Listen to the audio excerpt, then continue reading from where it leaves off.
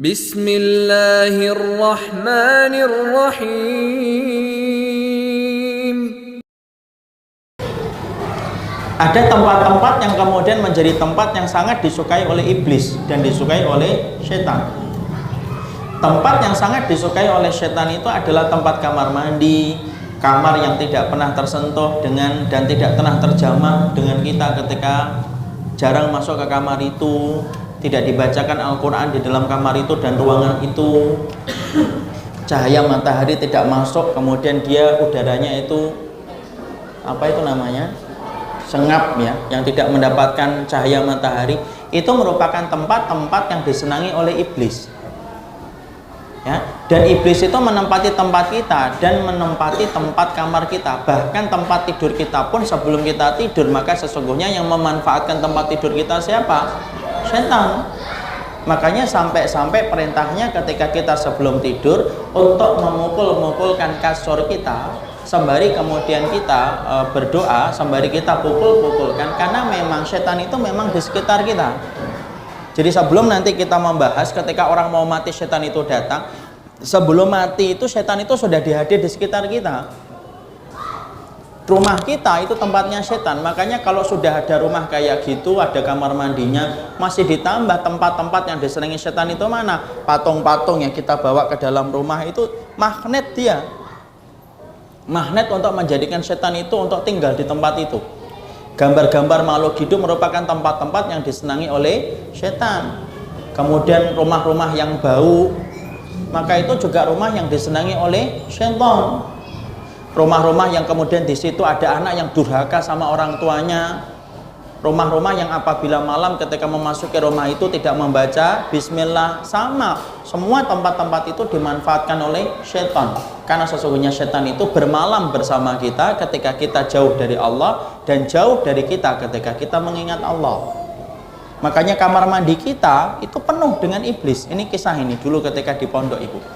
Dulu di pondok saya sekitar tahun 99-98.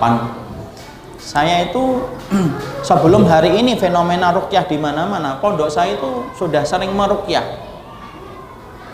Ya. Maka kemudian ketika di ruqyah itu berbagai macam, ada yang langsung masuk Islam. Ada kemudian salah satu tempat itu ada kejadian ketika ngeruqyah, maka kemudian setannya ditanya, "Kamu datang dari mana?" "Dari kamar mandi." "Teman-temanmu ada berapa?" Saya masih ingat itu. "Ada 8.000 teman saya." "Sekarang di mana?" "Di kamar mandi Hitin." Kalau kamar mandi di pondok itu kamar mandi ada namanya satu-satu. Langsung itu kamar mandi Hitin sepi, tidak ada yang pakai. Padahal itu sebenarnya sebelum kita tahu tentang ruqyah itu pun kita sudah paham harusnya secara syariat bahwasanya kamar mandi tempat yang sangat disenangi oleh iblis. Kalau kamar mandi saya mahal, keramiknya mahal, sama, tidak merubah tempat itu menjadi tempat yang disenangi oleh iblis. Kemudian ditanyakan, kenapa kamar mandi tempat yang sangat disenangi oleh iblis? Dikatakan oleh Imam Nawawi, khali anidzikr. Kalau tempat itu adalah tempat yang sepi, bersih dari zikir, maka disitulah kemudian akhirnya kemudian setan itu tinggal di tempat itu. Makanya sunnahnya bagi kita kalau di kamar mandi bergegas, bersegera, tidak perlu lama-lama, tidak perlu ditaruh koran, majalah di kamar mandi, apalagi TV, kulkas.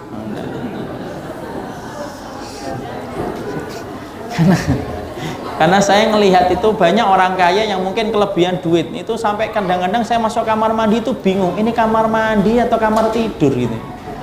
Karena kemudian semuanya ada. Bolehkah kita semacam itu? Boleh, tidak ada masalah. Nggak ada masalah semacam itu kalau punya kelebihan harta. Tapi bukan berarti menjadikan kita akhirnya berlama-lama di kamar mandi. Makanya qadaul hajah, kencing, tidak boleh ada aktivitas bicara di dalam kamar mandi. Bahkan ketika ibu dipanggil suami pun atau suami dipanggil istri pun, kalau di kamar mandi diam saja sudah. Karena memang sunnahnya semacam itu. Ya, jangan malah kemudian menjawab WA, ya. Kemudian ngecek grup. Ya. Maka itu kemudian setan yang bernama al-khubus wal khaba'is.